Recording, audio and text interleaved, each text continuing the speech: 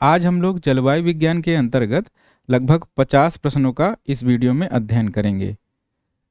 आज का टॉपिक रहेगा हमारा वायुदाब पेटियाँ, लोकल विंड्स, ग्रहीय पवनें, ये सब जो है टॉपिक रहेगा। हमें जहाँ ज़रूरत पड़ेगी वहाँ हम लोग चित्र, डायग्राम और इसकी सहायता से व्याख्या भी करेंगे। तो चलिए प्रश्न संख्या 309 देखते हैं। ये जो है मिलाने के लिए दिया गया है चिनूक, सिराको, बोरा और फान। तो चिनूक हम लोग जानते हैं कि ये उत्तरी अमेरिका में जो है राकीज पर्वत के पूर्वी ढालों पे ये प्रवाहित होती है। ये जो है क्या है, गर्म वायु है।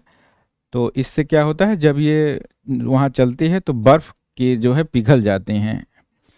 और अब इसका जो है मिलान हो गया 1 से 2 का। और सिराको जो है, सिराको क्या है, उत्तरी सहारा मरुस्थल में, देखिए ये दिया गया उत्तरी सहारा मरुस्थल में ये प्रवाहित होती है, गर्म वायु है। ये जैसे ये मान लीजिए ये अफ्रीका है, तो यहाँ से इस साइड में जो इटली है, इटली की साइड में ये जो है हवा प्रवाहित होती है सिराको, मतलब उत्तर की तरफ। सिराको जो है उत्तरी सहारा से जो है इटली की तरफ जो है प्रवाहित होती है सिराको। बोरा जो है ये एड्रियाटिक सागर के पूर्वी तट पे जो है प्रवाहित होती है। और बोरा क्या है, बोरा जो है ये ठंडी पवन है। और फान फ्रांस और इन सब क्षेत्रों में, स्विट्जरलैंड क्षेत्रों में ये गर्म पवन है। तो बोरा इसमें केवल ठंडी है, बाकी चिनूक, सिराको और फान जो है ये गर्म वायु हैं। तो इसको आप लोग याद करते चलिए, ये जो है मिलाने के लिए अक्सर जो है पूछा जाता है। देखिए फिर से जो है फान आया, जो है लेवेंटर आया, सांता आना आया और जोंडा आया। तो इसको देखिए देख लेते हैं। फान जो है स्विट्जरलैंड हो गया, लेवेंटर जो है ये स्पेन हो गया, जोंडा जो है अर्जेंटीना हो गया और सांता आना जो है कैलिफोर्निया हो गया। देखिए आप लोग एक चीज़ ध्यान दीजिए कि जो ग्लोब पर 0 डिग्री है, मान लीजिए भूमध्य रेखा है, तो भूमध्य रेखा से अगर हवा कोई जो है ध्रुव की तरफ चलेगी, चाहे नॉर्थ हो चाहे साउथ हो, तो जब ध्रुव की तरफ चलेगी तो ये हमेशा गर्म रहेगी। जैसे इसी तरह जलधारा भी होती है, क्योंकि विषुवतीय रेखा या जो ट्रॉपिकल रीजन होता है वो गर्म होता है। तो गर्म से जो है ठंडे की तरफ जो है ऊर्जा का प्रवाह होता है, चाहे जलधारा द्वारा हो चाहे पवन द्वारा हो, हमेशा जो है ऊर्जा का प्रवाह होता है। तो अगर विषुवत रेखा से नॉर्थ की तरफ या विषुवत रेखा से नॉर्थ ध्रुव की तरफ या साउथ ध्रुव की तरफ अगर हो तो गर्म जो है वायु होगी या जलधारा होगी।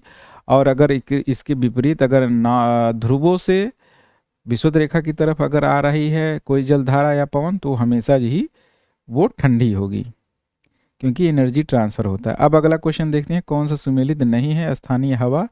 ये जो है हम लोग इसकी व्याख्या देख लेते हैं। लेवेंडर अभी आ ही गया था, जोंडा। तो ये प्रश्न संख्या है 311। तो देखिए अन्य जो पवन हैं उनके भी यहीं पर नाम याद कर लेते हैं और जो है हम लोग नोट्स तैयार कर लेते हैं। जोंडा जो है देखिए अर्जेंटीना में प्रवाहित होती है, लेवेंटर जो है दक्षिणी स्पेन में प्रवाहित होती है। तो देखिए जोंडा जो है गर्म वायु है और लेवेंटर जो है ठंडी है। और इसी तरह जो है जो 20 या 22 है ये फ्रांस में प्रवाहित होती है, यामो जो है जापान में, चिनूक जो है अभी बताया जो है रॉकीज़ में, फान जो है आल्प पर्वत पे, बोरा एड्रियाटिक सी हो गया, मिस्ट्रल जो है फ्रांस में। तो ये सब बहुत इंपॉर्टेंट हवाएं हैं, इन्हें जो है आप लोग याद कर लीजिए और मैप में भी देख लीजिए। निम्न में से कौन से स्थानीय पवन अपराही पवन से संबंधित नहीं है। तो देखिए जो बोरा है, संता आना है, मिस्टल, ये सब जो है लोकल विंड है। और ये राजवी जो है नहीं है, इसका आंसर डी हो जाएगा। राजवी क्या है, राजवी वेव जो है चलती है, वो जेट स्ट्रीम के लिए इसका उपयोग होता है। राजवी वेव जो है ये जो है तरंग से संबंधित नहीं है, ये जो है स्थानीय पवन से संबंधित नहीं है, ये जेट स्ट्रीम विकास की द्वितीय अवस्था संबंधित है। बोरा, मिस्टर, संताने ये जो है स्थानीय हवाएं हैं। अंतः उष्णकटिबंधीय डोलड्रम एक क्षेत्र है, क्या है ये जो है अभिसरण क्षेत्र है। ये क्या होता है, जो विषुवत रेखा के 5 अंश उत्तर और 5 अंश दक्षिण जो है एक ऐसा क्षेत्र, क्योंकि यहाँ पे संवहन धाराएं संवहन पवन चलती हैं, जिससे पवन ऊपरी वायुमंडल में प्रवाहित होती है, तो यहाँ लो प्रेशर जो है क्रिएट होता है, और लो प्रेशर क्रिएट होने के कारण हवाएं जब यहाँ ऊपर उठती हैं तो जो क्षैतिज पवन है वो नहीं चलती, यहाँ एकदम शांत क्षेत्र होता है। इसी को जो है ये डोलड्रम कहा जाता है।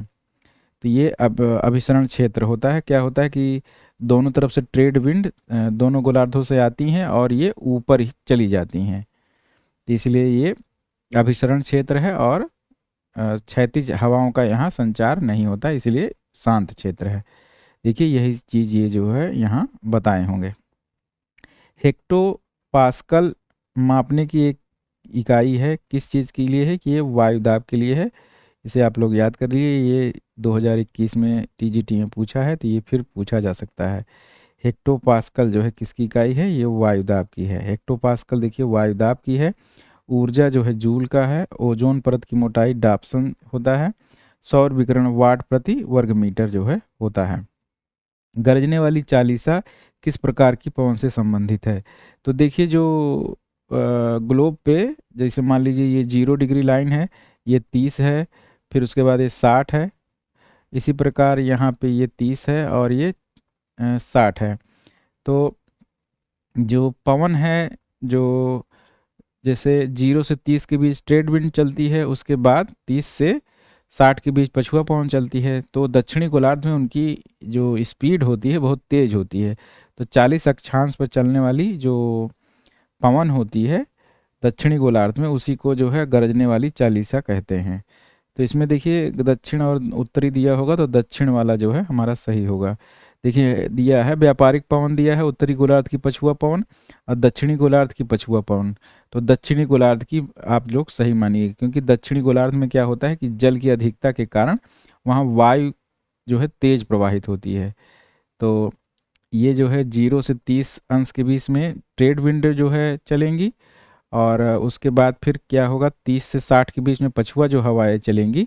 तो पछुआ हवाएं क्या करेंगी, उसी को जो है ये दक्षिणी गोलार्ध में पछुआ हवा का जो चालीसा होता है, तो उस 30 से 60 के बीच में चालीसा ही जाएगा। तो वहाँ पे जो तेज चलती हैं पवनें, उसी के कारण इसको जो है चालीसा कहा जाता है। अब देखिए ये जो है व्याख्या उसी के बारे में दिए होंगे।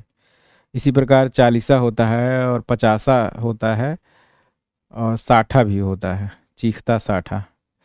अब देखिए ये बहुत अच्छा क्वेश्चन है, ये 316 जो है 316 देखते हैं। ये बहुत अच्छा क्वेश्चन है, इसे आप लोग जो है देखिए, ये यूजीसी में 2021 में पूछा है। कौन सा जो है पवन पछुआ पवन से अधिक संबंधित है, कौन से पछुआ पवन से अधिक संबंधित है। तो पछुआ पवन जैसे हम लोगों ने देखा, जैसे मान लीजिए 0 है, ये 30 है, 30 से 60 के बीच पछुआ पवन चलती है। तो जो अभी हम लोगों ने पढ़ा गरजता पचासा भयंकर पचासा, तो ये पचासा तो एक तो संबंधित हो ही गया पछुआ पवन से, क्योंकि पछुआ पवन वही चीज़ है, और इसलिए एक तो ऑप्शन हमारा सही हो गया। ये बॉयल गैस का नियम ये जो है यहाँ कोई मतलब नहीं है। और वाकर परिसंचरण जो क्या होता है कि जो प्रशांत महासागर से जो एक हवाएं चलती है, जैसे प्रशांत महासागर ही है, यहाँ से ऊपर जाती है और फिर वो हिंद महासागर के नीचे और पाकिस्तान क्षेत्र में उतरती है। तो एक जो ये सेल बनता है इसको वाकर सेल कहते हैं। तो वाकर सेल भी इससे संबंधित नहीं है। ये जो है डी जो है इसका आंसर भी आया था, ए और डी, ये डी वाला संबंधित है, राजवी वेग से संबंधित है। तो राजवी वेव से जो है ये पछुआ पवन किस प्रकार संबंधित है, तो इसको आप लोग देख लीजिए, क्योंकि मैं देख रहा था यूट्यूब पे जो लोग सॉल्व भी कराएं तो सही से नहीं बता पाते हैं। तो आप यहाँ समझ जाइए कि देखिए, जब मान लीजिए ये जो 30 अक्षांश है और ये 60 है, इनके बीच में जो पछुआ पवन चलती है, तो और उधर से जो आती है वो पोलर विंड और पछुआ पवन, इनसे जो है क्या होता है टेम्परेट साइक्लोन का निर्माण होता है, शीतोष्ण चक्रवात का। और उसके बाद जब ये जो पछुआ पवन है ये क्या होता है कि ये ऊपर उठ जाती हैं, जैसे एक सर्कुलेशन होता है विंड का, ऐसे मान लीजिए ऐसे है, तो एक सेल बनता है हेडली सेल बनता है और एक फेरल सेल बनता है। तो फेरल सेल के ऊपर जो पवन संचार होता है वो जो है क्या होता है, जैसे देखिए एक मैप में हम आपको दिखा देते हैं। मैप देखिए है हमारे पास, ये देखिए, ये जो है इसको जो है, हाँ ये देखिए मैप है, ये यहाँ पे ये क्षेत्र, ये जो क्षेत्र है, इसमें क्या होता है, ये पछुआ पवन चल रही है, फिर पछुआ पवन क्या होगी, ऊपर जाएगी, पछुआ पवन ऊपर जाएगी, फिर ऐसे फेरल सेल का निर्माण होगा, तो ऊपर ही यहाँ पे जेट स्ट्रीम बनता है। तो जेट स्ट्रीम को ही रॉसबी वेव कहा जाता है, तो इसीलिए पछुआ पवन से संबंधित है। जेट स्ट्रीम से संबंधित है। जेट स्ट्रीम मतलब पछुआ पवन और राजवी वेव, इसलिए राजवी वेव इससे संबंधित है। देखिए इसमें एक चीज़ और मैंने बताया था इसके पहले वीडियो में कि जब टेम्परेट साइक्लोन में जब क्या होता है, जब ऐसे बनता है टेम्परेट साइक्लोन ऐसे बनता है, तो जो ये वाला है, ये वाला फ्रंट, ये होता है क्या, कोल्ड फ्रंट, और ये हॉट फ्रंट होता है। तो इसमें जो वायु होती है वो पछुआ पवन ही तो होती है, जो गर्म वायु होती है, और ये ऊपर चली जाती है। ऊपर कहाँ जाती है, ऊपर वही जेट स्ट्रीम में मिल जाती है, और उसका प्रवाह पवन का पश्चिम से पूर्व की तरफ कर दिया जाता है। तो जो पछुआ पवन है ये क्या हो जाती है, जेट स्ट्रीम में मिल जाती है, और उसका प्रवाह पश्चिम से पूर्व की तरफ हो जाता है। ये टेम्परेट साइक्लोन में जब पढ़ेंगे तो और अच्छे, मतलब ये शीतोष्ण चक्रवात में जब पढ़ेंगे तो उसको और अच्छे से समझेंगे। अब जेट स्ट्रीम को ही रॉसबी वेव भी कहते हैं। रॉसबी वेव की तरह जो है ये उस चलती है जब तेज चलती है। इसीलिए ये यूजीसी ने बहुत ही अच्छा क्वेश्चन पूछा, ये पछुआ पवन किससे संबंधित है, ए और डी, रॉसबी वेव और ये जो है कोई बता नहीं पाता है, और जो जिसका कॉन्सेप्ट क्लियर है वही जो है ये समझते हैं। इस समय व्याख्या भी उस तरह से नहीं दिया होगा जैसे मैंने आपको बताया। अब अगला क्वेश्चन देखते हैं, निम्नलिखित में से भूमध्य रेखा से उनके स्थानीय क्रम में व्यवस्थित करिए। तो ये तो आसान क्वेश्चन है। जो अक्षांश होता है वो सबसे पहले ये जानिए कि 30 से 35 के बीच क्या होता है, 30 से 35 के बीच जब हवाएं 0 से ऊपर उठती हैं तो वो क्या होता है, 30 के 35 के नीचे उतरती हैं। तो जब वहाँ उतरती हैं तो वहाँ हाई प्रेशर का निर्माण हो जाता है। जब हाई प्रेशर का निर्माण हो जाता है तो वो क्षेत्र जो है प्रति चक्रवातीय दशा उत्पन्न हो जाती है, और वहाँ क्षैतिज हवा का संचार नहीं हो पाता है। तो उससे क्या होता है कि पूर्व के समय में जब व्यापार होता था तो जो वायुयान है उनसे घोड़े जैसे जाते थे, तो उनको भार कम करने के लिए वो फेंक दिए जाते थे समुद्र में, इसीलिए उसको अश्व अक्षांश कहते हैं। ये 30 से 35 जो अक्षांश रेखा है उसको कहते हैं। पछुआ पवन उसके बाद होती है 30 से 60 के बीच, और डोलड्रम जो है सबसे पहले होता है 0 से 5 डिग्री के आसपास डोलड्रम होता है। तो सबसे पहले हमारा क्रम हो जाएगा डोलड्रम, और दूसरे नंबर पर आ जाएगा उत्तर पूर्वी व्यापारी पवन, मतलब ट्रेड विंड जो चलती है 0 से 30 के बीच, तो सी ए हो जाएगा। उसके बाद फिर पछुआ पवन नहीं, उसके बाद फिर अक्ष ये आएगा हार्स लैटिट्यूड जो 30 से 35 होता है, फिर उसके बाद डी आएगा लास्ट में। तो हमारा सी ए बी डी जो है हमारा आंसर हो जाएगा भूमध्य रेखा से उसको व्यवस्थित करने पर। तो CABD जो है आंसर हमारा सी हो जाएगा। देखिए जो है CABD। अच्छा ये दोनों में ऑप्शन यही दे दिया है, सी में भी यही लिखा है CABD, और CA में भी यही दिखा है। ये ऑप्शन जो है प्रिंट करने में गलत हुआ होगा, तो इसमें आंसर ए दिए हैं तो वो भी सही है। CABD आप मतलब समझ गए, बस वही चीज़ है। CABD इसमें भी दिया, CABD इसमें भी दिया है। चलिए फिर अगला क्वेश्चन देखते हैं, जेट स्ट्रीम के संदर्भ में निम्नलिखित कथनों में से कौन सा सही है। गर्मी के समय जेट स्ट्रीम की गति सर्दी के मौसम की गति से दुगना हो जाता है, और गर्मी के मौसम में जेट स्ट्रीम का विस्तार कम हो जाता है। देखिए जो सर्दी में, ठंडियों में वो क्या होता है कि जेट स्ट्रीम का विस्तार अधिक हो जाता है, क्योंकि जो सूर्य दक्षिणायन हो जाता है तो उसका प्रसार अधिक हो जाता है। तो इसमें क्या कह रहे हैं, गर्मी के मौसम में जेट स्ट्रीम गति सर्दी के मौसम की गति से दुगना हो जाता है, तो ये उल्टी बात कह रहे हैं, तो इसलिए एक जो है गलत है। गर्मी के मौसम में जेट स्ट्रीम का विस्तार कम हो जाता है, तो जो सूर्य उत्तरायण हो जाता है तो जेट स्ट्रीम का विकास जो है कम हो जाता है। तो ये बात सही है, तो इसलिए 2 इसका आंसर सही होगा। हारमट्टम पवनों के संदर्भ में निम्नलिखित में से कौन सा कथन सही है? यह एक उत्तर पूर्वी पवन है, ये सही है। यह मई जून के महीने के दौरान पश्चिम अफ्रीका में बहती है, तो ये पश्चिम अफ्रीका में बहती है, लेकिन ये मई जून में नहीं बहती है, तो ये 2 जो है गलत हो जाएगा। अब देखिए इसको व्याख्या भी पढ़ लेते हैं, थोड़ा जो है बहुत ही इम्पोर्टेंट है हारमट्टम, जो इसको डॉक्टर विंड भी कहते हैं। ये जैसे मान लीजिए ये ऐसे मान लीजिए ये साउथ अफ्रीका है, तो ये यहाँ पे प्रवाहित होती है इस तरह से। तो ये क्या होता है कि ये जो गिनी क्षेत्र है, गिनी तट है, तो इसमें बहुत ज़्यादा उमस होती है, तो ये शुष्क पवन होती है।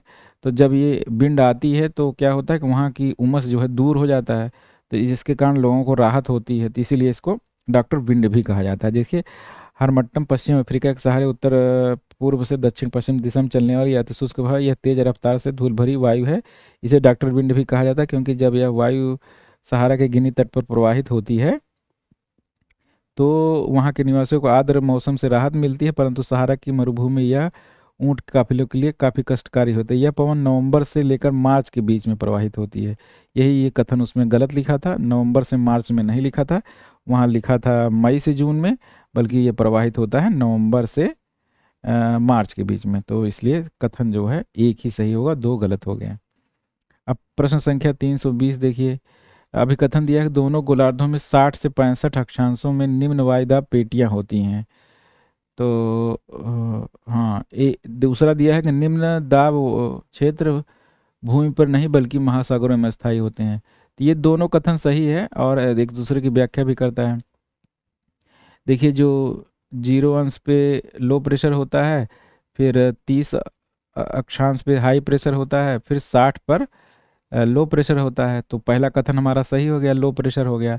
और ये दूसरा कारण जो है निम्न दाब क्षेत्र वायु क्षेत्र भूमि पर नहीं बल्कि महासागरों पर अस्थायी होता है, तो महासागरों पर अस्थायी होता है, क्योंकि वहाँ पे कोई भी जो होता है वो अस्थायी होगा वहाँ पे। और भूमि पर ऐसा नहीं होता है। उसकी क्यों होता है? क्योंकि विशिष्ट ऊष्मा के कारण, जल की विशिष्ट ऊष्मा के कारण। और तो ये कथन और कारण दोनों सही है, लेकिन इसकी व्याख्या जो है नहीं कर रहा है। तो ये इसका जो है बी सही हो जाएगा। किस दाब पेटी को अक्षांश भी कहा जाता है? तो अभी हमने समझाया था 30 से 35 जो पेटी होती है उसको अक्षांश कहा जाता है। तो इसका आंसर हो जाएगा उपोष्ण उच्च वायुदाब पेटी। अब ये हो गया 321, 322 देखते हैं। देखिए फिर वही हार्स लैटिट्यूड पूछा है, तो ये हो जाएगा 30 डिग्री। अगर 30 से 35 दिया रहता है या 30 डिग्री, तो ये सही हो जाएगा। फिर वही पूछे हैं अक्षांश, तो ये 30 से 35 डिग्री हो जाएगा। उपोष्ण उच्च वायुदाब उच्च भार पेटियां कहलाती हैं। तो उपोष्ण उच्च वायुदाब जो पेटियां होती है 30 से 35 के बीच होती है।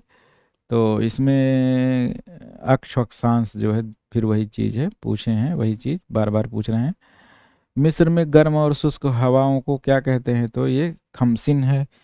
खमसिन क्या होती है? देखिए और सारी हवाएं हैं, तो इसको भी एक बार याद कर लेते हैं। सहारा मरुस्थल में उत्तरी अफ्रीका, सिसिली, दक्षिण इटली से चलने वाली अत्यधिक गर्म और शुष्क रेत भरी दक्षिणी या दक्षिण पूर्वी पवन को सिराको कहते हैं।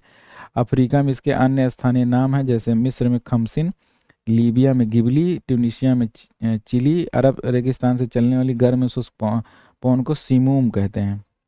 अभी जैसे पवन दिया गया है इसको एक बार फिर से याद कर लेते हैं, तो हमारा फिर से रिवीजन भी हो जाएगा। चिनूक जो है राकी पर्वत के पूर्वी ढाल पर, फान आल्प्स पर्वत के दक्षिणी ढाल पर, हरमट्टम सहारा मरुस्थल के पूर्वी भाग में, यामो जापान, ब्रिक फील्डर जो है ऑस्ट्रेलिया, सांता आना कैलिफोर्निया, हबूब जो है उत्तरी सूडान, नॉर्वेस्टर न्यूजीलैंड, ट्रेमोंटेन जो है मध्य यूरोप में चलती हैं।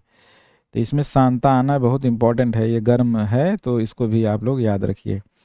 कौन से मौसम उपकरण स्टीवेंसन स्क्रीन के बाहर रखे जाते हैं? तो ये देखिए फैक्चुअल क्वेश्चन है, तो इसका आंसर क्या हो जाएगा? ये होता है एनीमोमीटर। एनीमोमीटर उपकरण स्टीवेंसन स्क्रीन के बाहर रखे जाते हैं।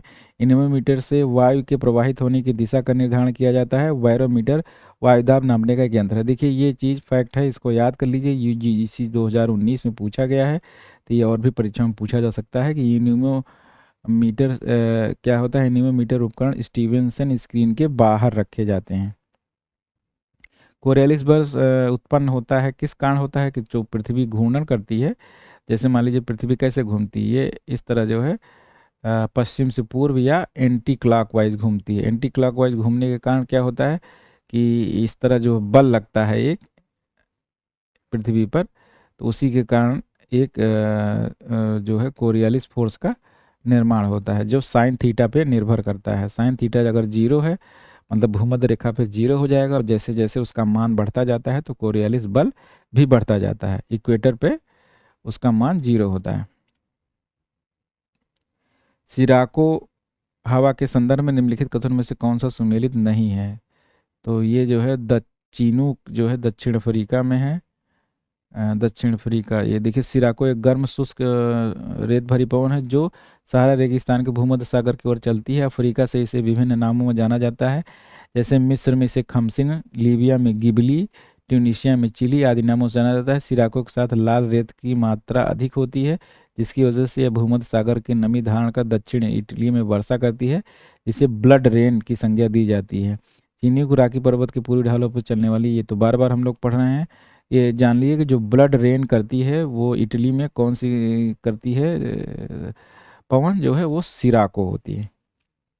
उत्तरी गोलार्ध में निम्न वायुदाब के चारों तरफ पवनों की दिशा होगी। उत्तरी गोलार्ध में मतलब ये पूछ रहे हैं कि चक्रवात की दिशा क्या होगी।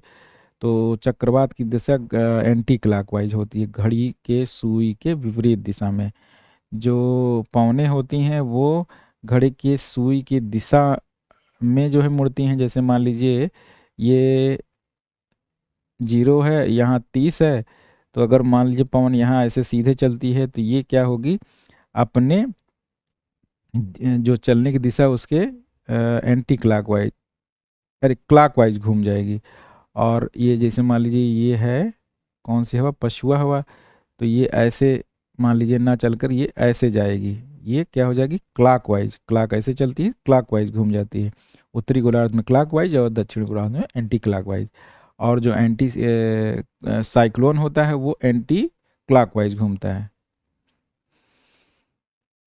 अब देखिए 329 हो गया, 330 देखते हैं। निम्नलिखित में से किस प्राकृतिक प्रदेश की जलवायु वायुदाब पेटियों के खिसकाव से सर्वाधिक प्रभावित होता है? तो जो भूमध्य सागरीय जो जलवायु होती है वो सबसे ज़्यादा प्रभावित होती है, क्योंकि इसमें जो ग्रीष्म काल में उसमें बारिश नहीं होती है और शीतकाल में बारिश होती है। तो ये 30 और 40 के आसपास पड़ता है ये क्षेत्र। जब पेटियों का स्थानांतरण हो जाता है तभी जो है इसमें नमी और वर्षा हो पाती है, तो इसमें शीतकाल में वर्षा हो पाती है। तो सबसे ज़्यादा जो पेटियों के खिसकाव के कारण जो वर्षा होती है वो भूमध्य सागरीय होता है। तो ये जो है इसीलिए इम्पोर्टेंट है। चीनूक हवाएं पाई जाती हैं, तो ये बार बार आ चुका है उत्तरी अमेरिका में। अब देखिए चीनूक हवा के बारे में देखिए अच्छे से ये पूछे हैं प्रश्न, और इसको पढ़ लेते हैं। ये स्थानीय ऊर्ध्वाधर पवन है तथा स्थानीय रूप से प्रभावित क्षेत्रों में मौसम की स्थिति को अधिक रूप से प्रभावित करती हैं। इन पवनों को संयुक्त राज्य अमेरिका में फोहेन के नाम से जाना जाता है। चीनूक पवनों को स्नो ईस्टर भी कहा जाता है, क्योंकि ये तापमान में अचानक वृद्धि के कारण जमीन की सतह पर मौजूद बर्फ पिघल जाती है। तो ये जो है ये बिल्कुल सही है। क्या होता है वहाँ जादू हो जाता है, जैसे बर्फ जमी रहती है, अचानक हवा आती है तो सारे जो है वो स्नो जो है पिघल जाते हैं। तो इसी को जो है स्नो ईस्टर भी बोलते हैं। और ये कथन बिल्कुल सही है। ये 3 कथन सही है और 1 भी सही है, 2 जो है गलत है। तो 1 और 3 ये कौन सा ऑप्शन, ये सही हो जाएगा। आप चाहे तो इसकी व्याख्या पढ़ सकते हैं। प्रश्न संख्या 333। देखिए कथन दिया गया है, ऊपरी ऊपरी वायु निम्न पश्चिमी जेट स्ट्रीम सामान्य मौसम में कोई परिवर्तन नहीं करती। ऊपरी वायु निम्न पश्चिमी जेट स्ट्रीम सामान्य मौसम में कोई परिवर्तन नहीं करती। क्षोभ मंडल में ऊपरी वायु उच्च दाब तथा प्रतिचक्रवाती स्थिति विकसित करती है। तो ये जो है परिवर्तन नहीं करती, नहीं लिखा है तो ये गलत है, करती है बल्कि होता है, तो ये एक जो है गलत है। क्षोभ मंडल में भूरी वायु उच्च वायु, हाँ ये जो है क्या होता है, क्षोभ मंडल में जैसे मान लीजिए यहाँ लो प्रेशर है, ये लो प्रेशर है 0 डिग्री पे, और ऊपर हवाएं गई तो यहाँ जहाँ इकट्ठा होती हैं वो हाई प्रेशर वहाँ हो जाएगी, तो ये यही कह रहे हैं। तो प्रतिचक्रवाती दशा कहाँ होती, जहाँ हाई प्रेशर होता है केंद्र में। तो ये सही है, तो आर सही है और ए गलत है, इसका आंसर डी हो जाएगा। अब प्रश्न संख्या देखते हैं 334। प्राचीन समुद्री यात्रा करने वाले जनों ने पछुआ पवनों को भयंकर पचासा क्यों कहा? क्यों कहा? क्योंकि बहुत ज़्यादा स्पीड तेज थी, तो क्योंकि 40 से 60 के बीच दक्षिणी गोलार्ध में पछुआ पवन अधिक प्रबल होती हैं, बहुत तेज स्पीड में चलती हैं। ये हो गया 334। 35 देखते हैं, कौन सी एड्रियाटिक तट की ठंडी तेज हवा है? तो बोरा है, बोरा के बारे में भी हम लोगों ने पढ़ा था पूरा डिटेल। अब उपोष्ण उच्च दाब पेटियों संबंध में निम्नलिखित में से कौन सा कथन असत्य है? तो इसमें कौन सा कथन असत्य है? यह पेटी निर्माण में तापमान महत्वपूर्ण भूमिका निभाता है, तो ये तापमान से नहीं होता, बल्कि 0 से ऊपर जब हवाएं जाती हैं तो फिर क्या होता है, वो 30 पे उतरती हैं, 30 पे उतरती हैं, तो तापमान के कारण नहीं होता है। इसमें जो है मेन गतिक होता है, जो हवाओं का वो होता है, अवतलन होता है। ये पहला गलत हो गया।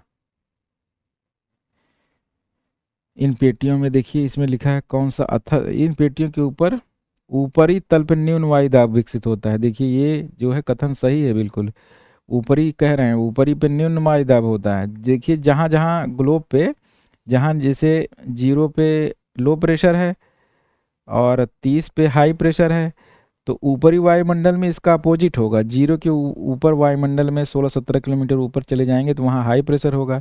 30 के ऊपर अगर आप ऊपर चले जाएंगे 15-16 किलोमीटर, तो वहाँ लो प्रेशर होगा, उसका अपोजिट होता है। ये देखिए गतिजनित वायुदाब पेटी ठीक है। ये अक्षांश भी कहते हैं, बार बार देख चुके हैं, ये भी सही है, तो ये केवल गलत है। अब 336 के बाद 337 देखते हैं, निम्नलिखित कथन में से कौन सी सहारा मरुस्थल से संबंधित है? तो हबूब है, बोरा, बर्ग, ये सब जो है आप लोगों ने अभी पढ़ा है इसको। देखिए बर्ग जो है पश्चिम अफ्रीका में प्रवाहित होने स्थानीय प्रवाह है। सांता आना जो है कैलिफोर्निया में है। और कौन सा है इसमें, बोरा भी पढ़ा और फोहन भी पढ़ा आप लोगों ने। ये जो है, अब अगला क्वेश्चन देखते हैं। फोहन देखिए, जो फॉन फॉन को कहते हैं, फॉन। वायु, इसको मिटा लेते हैं, हाँ, वायु अपवाह से अभिप्राय है। वायु अपवाह से ठंडे स्थान से गर्म स्थान की ओर वायु क्षैतिज गति, ठंडे प्रदेश में गर्म प्रदेश की वायु क्षैतिज गति, चक्रवात के केंद्र से वायु का चक्रीय अंतर्प्रवाह, ढाल के सहारे ठंडी वायु का पर्वत शिखर से घाटी में नीचे की ओर गति। तो ये जो है यही होगा इसका आंसर। अब जो है 339 देखते हैं। ए कम वायुदाब प्रवणता वाले क्षेत्र में हवाएं धीमी गति से बहती हैं। वायुदाब प्रवणता, वायु कम वायुदाब प्रवणता वाले क्षेत्र में हवाएं धीमी बहती हैं। वायुदाब प्रवणता कम होती है जब समदाब रेखाएं एक दूसरे के बहुत पास पास होती हैं। तो देखिए जब जो है, जैसे मान लीजिए लो प्रेशर है और ये हाई प्रेशर है, तो हाई प्रेशर से लो प्रेशर की तरफ जो है हवा चलती है। तो जब हवा जो है चलेगी हाई प्रेशर से लो प्रेशर की तरफ, और अगर जो समदाब रेखाएं हैं वो एक दूसरे के बहुत पास पास होंगी, बहुत पास पास होंगी। जैसे मान लीजिए ये 1000 की रेखा है, फिर यहाँ पे 1050 की रेखा है, फिर यहाँ पे मतलब जब अगर एकदम पास पास होंगी तो दाब प्रवणता जो है, प्रवणता अधिक होगी।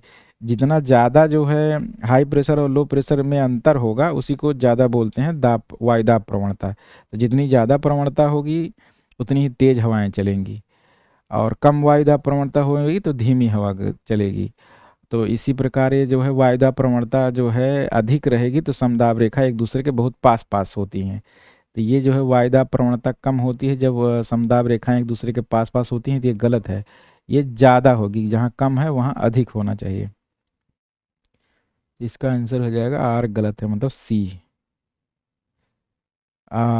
देखिए अब अगला क्वेश्चन जो है, कौन सा सही नहीं है। कोरियालिस बल पृथ्वी के घूर्णन का परिणाम है, ठीक है। कोरियालिस बल विषुवत रेखा पर विषुवत रेखा पर कोरियालिस बल विषुवत रेखा पर न्यूनतम होता है। तो मैंने बताया था कि साइन थीटा बराबर होता है ये कोरियालिस बल, तो साइन थीटा का मान जो है अगर जीरो रख देंगे तो यहाँ पे कोरियालिस बल क्या हो जाएगा, इक्वेटर पर जीरो हो जाएगा। फेरल के अनुसार पवनें उत्तरी गोलार्ध में अपने गमन मार्ग से बाईं ओर विक्षेपित होती हैं। तो गमन के मार्ग की जो है फेरल के हिसाब जो है क्या होता है, वो बाईं नहीं बल्कि दाईं होती हैं। आप जो है केवल यही याद रखिए कि जो पवनें हैं उत्तरी गोलार्ध में वो घड़ी की सुई के जैसे चलती है उसी अनुरूप जो है घूम जाएंगी, क्लॉकवाइज, एंटी क्लॉकवाइज नहीं, क्लॉकवाइज। तो क्लॉकवाइज है ऐसे, तो ऐसे हैं तो ये इधर घूम जाएंगी। भारतीय उपमहाद्वीप पर भूमध्य रेखीय पछुआ पवनें किस माह में प्रारंभ होती हैं। तो ये जो है कहाँ कब होती हैं, जून में होती हैं। भारतीय महाद्वीप भूमध्य रेखीय पछुआ पवनें जून में माह में प्रारंभ होती हैं। उपोष्ण उच्च वायुदाब कटिबंध से उप ध्रुवीय निम्न वायुदाब कटिबंध की ओर चलने वाली पवन को पछुआ पवन कहते हैं।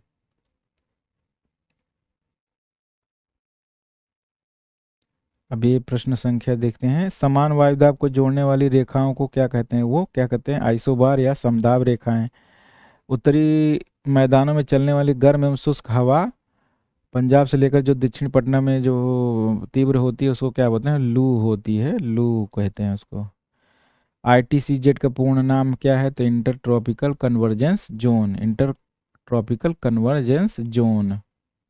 ITC के बारे में देखिए क्या है, ये क्या है, वायु का जो है यह वायु व्यापार का रूपांतरण क्षेत्र है। सही है, सही, सबसे ज़्यादा सही है, वायु व्यापार का रूपांतरण क्षेत्र है। ये पछुआ पवन का विसरण क्षेत्र नहीं, अगर ट्रेड विंड यहाँ पे लिख दिया जाता तो सही हो जाता। तो ये जो है सी सही होगा इसका। 346 देखते हैं अब, 346 देखिए, हवाएं हैं, इनको जो है फिर से वही मिलाना है। तो ये सब हम पढ़ चुके हैं, norwester New Zealand, Yamo Japan, France Switzerland, Chinook USA। Chinook सबसे ज़्यादा इंपॉर्टेंट है, चिनूक सबसे ज़्यादा पूछा जाता है। निम्नलिखित से कौन सी माप की स्केल टॉर्नेडो की गंभीरता और उससे होने वाली क्षति को बताती है।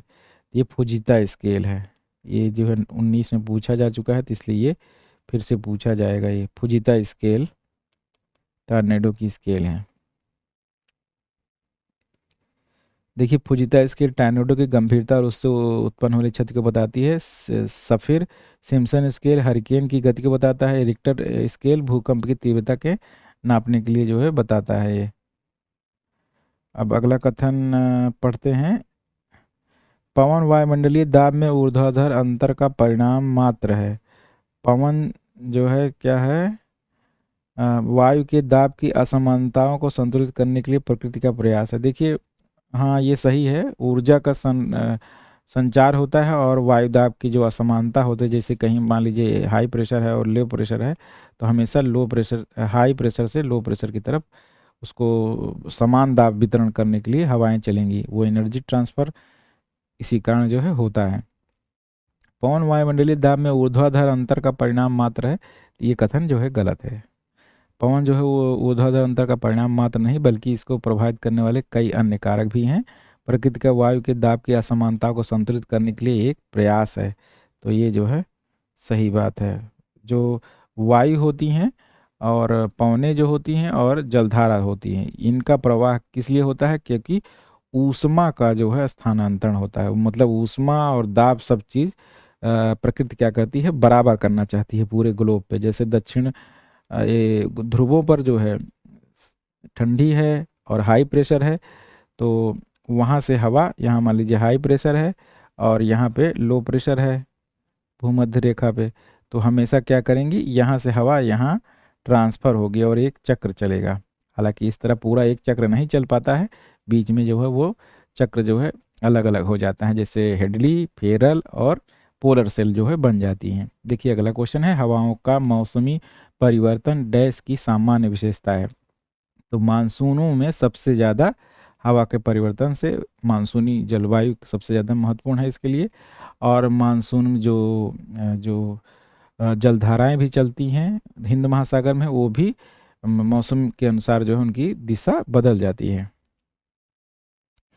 दिए गए कथन को पढ़ें और उत्तर दें कि निम्न में से कौन सा विकल्प सही है। देखिए इसमें दिया जितना दाब कम होगा वायुमंडलीय बाधाएं उतनी अधिक होंगी, और वायु उच्च से निम्न दाब की ओर गति करती है। तो इसमें दोनों सही है, ये दोनों से कथन सही है। वायुमंडलीय दाब जितना कम होगा उतनी ज़्यादा बाधाएं होंगी, वायुमंडलीय बाधाएं होंगी। देखिए अब अगला क्वेश्चन जो है देखते हैं, ये उष्णकटिबंधीय चक्रवात है और इन्हें मिलाना है, तो ये एक बार आ चुका है। बाइजियो जो है फिलीपींस में कहते हैं, हरिकेन संयुक्त राज्य अमेरिका में, चीन टाइफून कहते हैं, और विली विली ऑस्ट्रेलिया में कहते हैं। आल्प से चलने वाली गर्म हवाएं किस नाम से जानी जाती है? आल्प से जो चलती है वो फॉन है।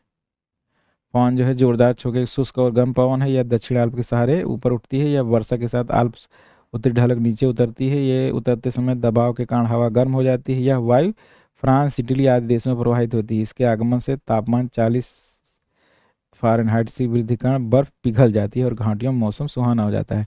ये फान जो है और चिनूक, ये दोनों बहुत ही इंपॉर्टेंट हैं। ऐसा इसमें चिनूक, सिराको, फान, बोरा, ये चारों पवन सबसे ज़्यादा पूछी जाती है। जिस दिशा में पवन प्रवाहित हो रही है यदि उस दिशा में मुंह करके खड़े हो जाएं तो हवाएं उत्तरी गोलार्ध में दाईं और दक्षिणी गोलार्ध में बाईं ओर मुड़ जाती है। इस नियम को क्या कहते हैं? ये फेरल का नियम है।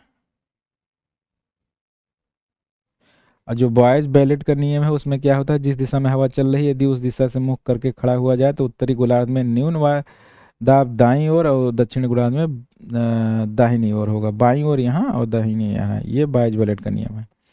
उप उष्णकटिबंधीय उच्च दाब पेटी और उप ध्रुवीय निम्न दाब पेटी के बीच वायुमंडलीय संचरण को कहा जाता है। तो यही फेरल वाला बात कर रहे हैं, ये फेरल सेल। निम्नलिखित में से कौन हवाओं के घुमाव की संतोषजनक व्याख्या प्रदान करता है? तो वही फेरल का नियम है। और 356 देखते हैं, उष्ण और हल्की वायु ठंडे और अत्यधिक गहरी वायु के विरुद्ध चलती है तो पूर्ववर्ती दूसरी के ऊपर चढ़ जाती है, एक वाताग्र कहलाता है। तो ये देखिए वही वो शीतोष्ण चक्रवात के बारे में पूछ रहे हैं। तो ये क्या होता है? ये होता है उष्ण वाताग्र। फ्रांस के ऊपर आल्प्स के रोन घाटी से भूमध्य सागर की ओर बहने वाली पवन को क्या कहलाते हैं? दिए तो मिस्ट्रल है। मिस्ट्रल भी काफ़ी इंपॉर्टेंट है। फ्रांस के ऊपर से रोन घाटी के ऊपर भूमध्य सागर की ओर प्रवाहित होने वाली मिस्ट्रल कहलाती है। यह ठंडी ध्रुवीय पवन है, एक रोम सागर को उत्तर भाग खासकर स्पेन और फ्रांस को प्रवाहित करती है। फान एक जोरदार झोंके वाली शुष्क और गर्म हवा है। यह हवा दक्षिण आल्प के सहारे ऊपर उठती है और वर्षा के पश्चात आल्प्स ढाल पर नीचे उतरती है। यह वायु फ्रांस इटली आदि देशों से प्रवाहित होती है। निम्नलिखित किसी ग्रहीय पवनों के लिए एक अवरोध माना गया है? तो ग्रहीय पवनों के लिए जो कौन सही है? मानसून है। मानसून पवन है। ये अच्छा क्वेश्चन है, इसको इम्पोर्टेंट है, इसको याद कर लीजिए। जो ग्रहीय पवनें होती हैं उनके लिए बाधा होती है मानसून, क्योंकि इनकी जो है गति बदल जाती है, दिशा बदल जाती है मानसून के समय के हिसाब से। जेट स्ट्रीम के बारे में कौन सा कथन सही नहीं है? या समताप मंडल में गति करता है? जेट स्ट्रीम समताप मंडल में गति नहीं करती है, ये कथन गलत है। ये पश्चिम से पूर्व गति करता है, सही है। घुमावदार मोड़ों की तरह है, मतलब जिसे राजवी वेव कहा जाता है। यह लगभग 300 किलोमीटर प्रति घंटा से चलता है, तो ये भी सही है। समताप मंडल में नहीं, क्षोभ मंडल में के ऊपर हिस्से में जो ट्रोपोपाज होता है या क्षोभ सीमा पर ये जो है जेट स्ट्रीम चलती है। 360 क्वेश्चन देखते हैं। ये प्रश्न संख्या देखते हैं 360। प्रश्न संख्या 360, निम्नलिखित स्थानीय पवनों में से कौन अन्य तीन से भिन्न है? देखिए किसी स्थान विशेष में प्रचलित हवाओं के विपरीत चलने वाली विशेष प्रकार की हवाओं को स्थानीय हवा कहा जाता है। इटली और स्पेन में चलने वाली गर्म हवा को सिराको, मिस्र में चलने वाली हवा को खमसिन और स्विट्जरलैंड में चलने वाली हवा को फान कहा जाता है। मिस्ट्रल एक ठंडी ध्रुवीय हवा है जो स्पेन और फ्रांस में प्रवाहित होती है। बाकी क्या है? बाकी सब गर्म हैं, ये इसलिए मिस्ट्रल अलग है। अब प्रश्न संख्या जो है देखते हैं, प्रश्न संख्या 361 देखते हैं। Slit, Chinook, doldrum, Toda. देखिए टोडा क्या है, एक जनजाति है तमिलनाडु की। डोलड्रम हमने पढ़ा जो अभिसरण क्षेत्र है। और चिनूक जो है गर्म एवं सूखी हवा है जो राकी पे चलती है। स्लीट जो है एक वर्षा का प्रकार है। सिराको हम लोगों ने पढ़ा, ये क्या है, स्थानीय हवा है। और निम्नलिखित स्थानों में ठंडी पवन नहीं है, उसका चयन करिए। तो देखिए बोरा, पुर्गा, मिस्टल, ये सब ठंडी पवन है। नार्वेस्टर जो है गर्म पवन है। अब देखिए जो है नार्वेस्टर पढ़ लेते हैं। नार्वेस्टर जो है न्यूजीलैंड और पर्वतीय क्षेत्र में उतरने वाली गर्म, उष्ण, शुष्क और धूल भरी पवन है। यह बोरा मध्य यूरोप और पर्वतीय क्षेत्र में यूगोस्लाविया के एड्रियाटिक तट से प्रवाहित होने वाली ठंडी पवन है। तो इस वीडियो में इतना ही रखते हैं। 50-60 प्रश्न जो है इसमें हो गया है और समय भी लगभग 40 मिनट हो गया है, तो इसमें इतना ही रखते हैं। फिर अगले वीडियो में ये पवन या वायुदाब की ये जो प्रश्न है ये सब जो है समाप्त हो जाएगा।